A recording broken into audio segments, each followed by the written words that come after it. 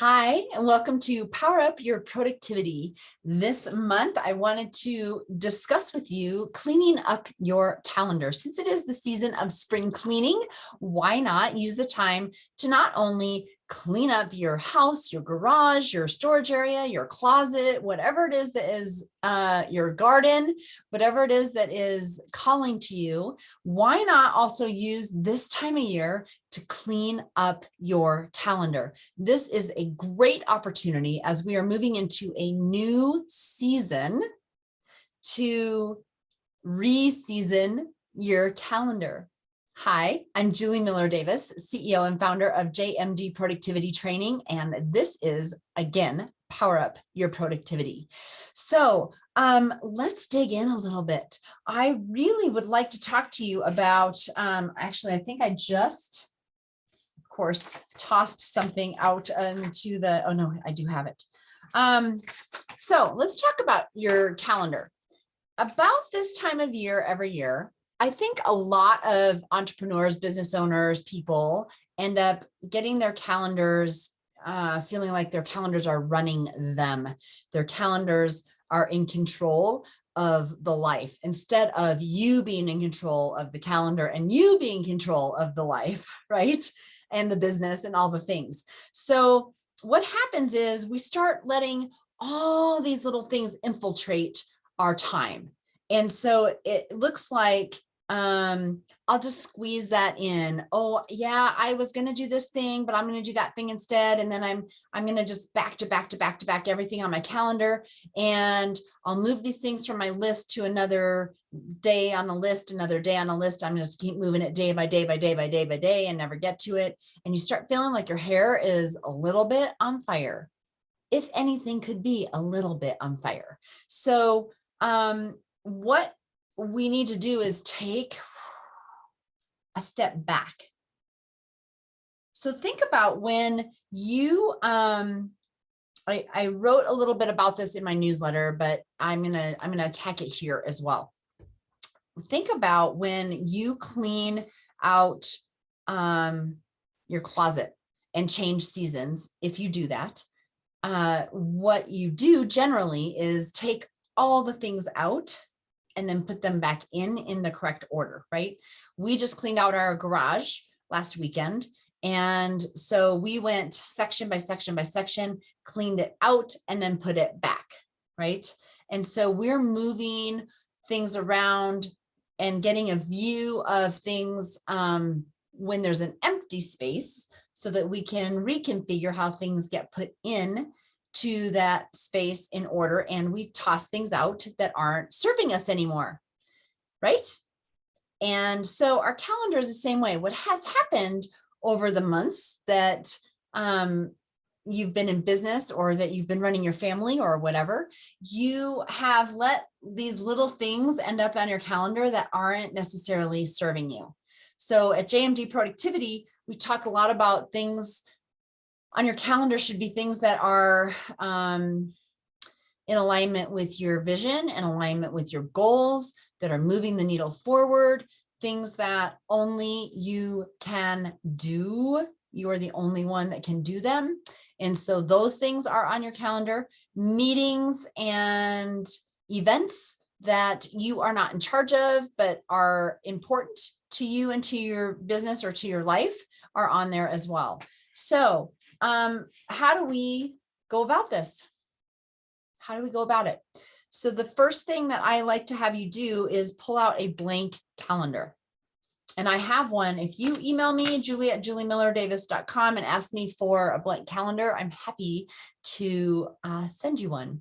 So I have this one actually filled out, but this would be what it looks like.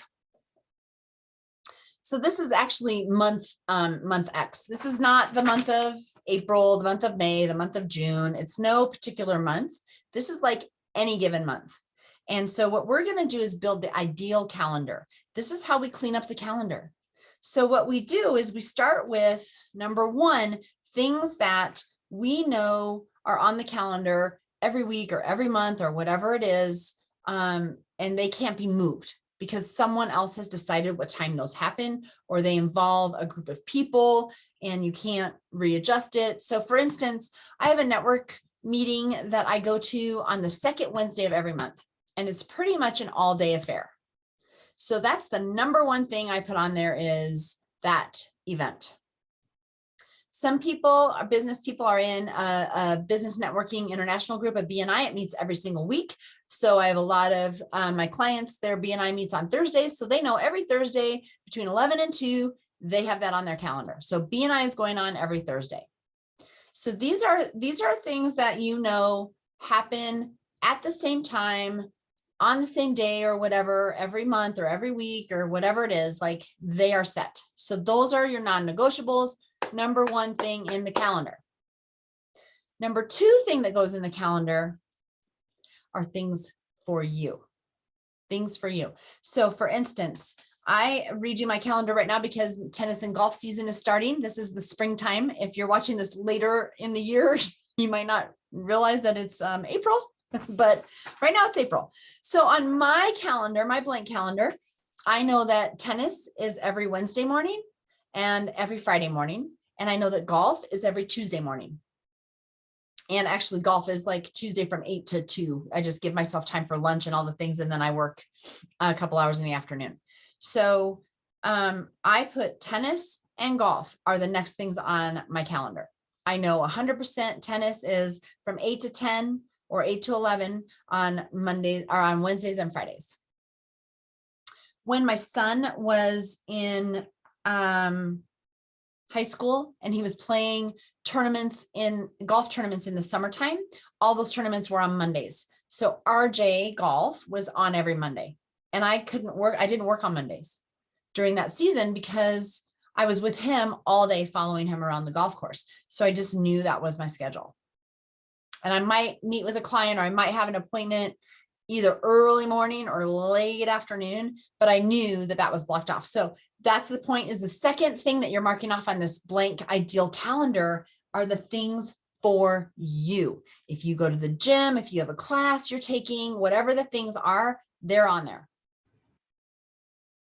If you notice, so this is this is one from a couple months ago. So this is actually a winter version, but Saturdays and Sundays, I don't mark stuff on there because I'm not working. I don't have set things. This is my time for me, for hiking, for skiing, for golf, or whatever. So I don't mark off the weekends, but some of you might. So the next thing that happens is I'm going to take things that happen every month that I have to do every month, but they don't have a set time, but I can decide what time. So for me, that is my program that I run. I have decided when it runs. So I know that on Mondays this summer, between 12 and 2:30, I am going to be running my programming. So Mondays, 12 to 2:30, 2 times a month, basically. The first and third Mondays are going to be blocked off for that. I also know that I have one-on-one coaching that I'm doing for people in my programs. So I am deciding what time and what days I'm doing that. I get to decide. So the next thing is, what are the things that you get to decide? And you're putting those in that are necessary for your business, for running your business. So then I have to think about what's growing my business. So this is when I have to put in, when am I going to be meeting with my assistant? When am I going to be running, writing my newsletter? When am I going to be, strategizing around marketing? When am I going to be engaged in these other pieces of my business? And those things go in the calendar next. So this is how I work the ideal calendar. So what I've done is I've totally cleaned it up. Now, you're all sitting there, I know, going, well, but my calendar looks like this already right now. So it's, let let's see, your calendar might look like, let me just get to like a week. Like your calendar might actually look like this. I can't get to where it, yeah.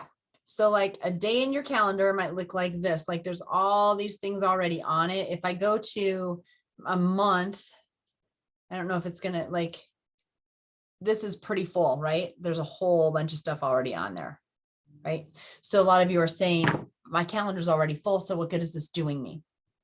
Well, here's the truth. The truth is that